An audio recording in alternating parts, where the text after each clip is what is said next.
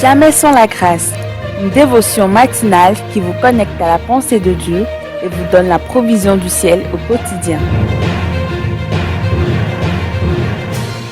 Bonjour chers amis, chers internautes, bienvenue dans votre dévotion matinale Jamais sans la grâce. Une nouvelle journée, une nouvelle provision. Père éternel, nous te bénissons ce matin, merci parce que tu nous as donné cette journée et tu l'as remplie de ta provision. Bénis notre écoute, amen. Chers amis, une fois encore, bonjour et c'est une grâce pour moi d'être avec vous ce matin. Et Dieu a quelque chose pour nous ce matin. Nous avons dit que Dieu a une provision pour nous. Donc je vais vous prier de tourner avec moi dans 1 Corinthiens 1, le verset 27. Mais Dieu a choisi les choses folles du monde pour confondre les sages. Dieu a choisi les choses faibles du monde pour confondre les fortes. Amen. Ici, l'apôtre Paul est en train d'écrire à l'église de Corinthe. Et nous savons que l'église de Corinthe est une église où il y a beaucoup de problèmes et beaucoup de choses que l'apôtre Paul va devoir régler. Et ici, il est en train de parler alors que les gens se comparaient entre eux. Les gens abusaient des dons que Dieu leur donnait. Alors l'apôtre Paul va leur écrire pour les remettre sur le bon chemin. Et c'est pourquoi il a écrit ici. Il dit, mais Dieu vous a choisi. Dieu a choisi les choses faibles du monde. Et nous savons qu'on ne commence pas une phrase par main.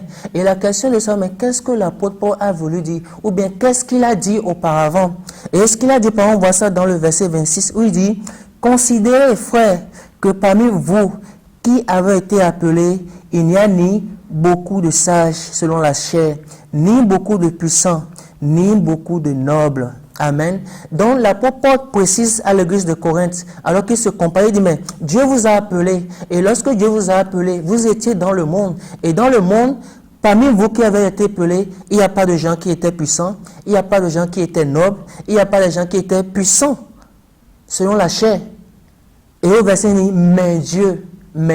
Et c'est ça qui fait la différence, de voir que nous avons des limites, de connaître nos limites. C'est important de connaître ces limites, de savoir que nous sommes dans la chair, que nous sommes nés dans le péché. Et à cause de ça, nous avons des limites. À cause de ceux qui nous entourent, à cause de nos faiblesses, nous avons des limites. Mais de savoir que la chose qui est plus importante, ce qui est sans limite, ce qui n'a pas de frontières, c'est ce que Dieu dit. C'est l'œuvre que Dieu fait. Et c'est ce que l'apôtre Paul dit à l'église de Corinthe. Il dit, mais Dieu a choisi les choses folles du monde pour confondre les sages. Dieu a choisi les choses faibles du monde pour confondre les fortes. Ceux du monde qui se disent qu'ils sont des sages, ceux qui sont dits des puissants, ceux qui sont des nobles, qui le sont selon la chair, mais qui ne le sont pas selon l'esprit. Oh Dieu, pour confondre leur sagesse, pour confondre leur orgueil, Dieu a choisi les choses folles du monde. Dieu a choisi les choses que le monde rejette, les choses que le monde méprise. C'est les gens, c'est les choses que Dieu a choisies. Et vous savez, c'est vous que Dieu a choisi.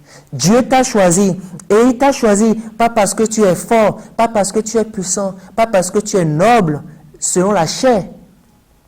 Mais à cause de son bon plaisir, Dieu t'a choisi, Dieu m'a choisi. À cause de son bon plaisir, à cause de ton amour pour nous. Oh, c'est bien, il dit considérez. Considérez ce matin, une chose à faire, considérons notre vie. Considérons que nous avons été choisis par le plan de Dieu. C'est le plan de Dieu qui nous a connus. Dieu nous a connus, il nous a prédestinés. Il savait qu'un jour, oh oui, nous prenons notre décision, nous prenons notre volonté pour dire oui à son projet, à son plan, à son salut.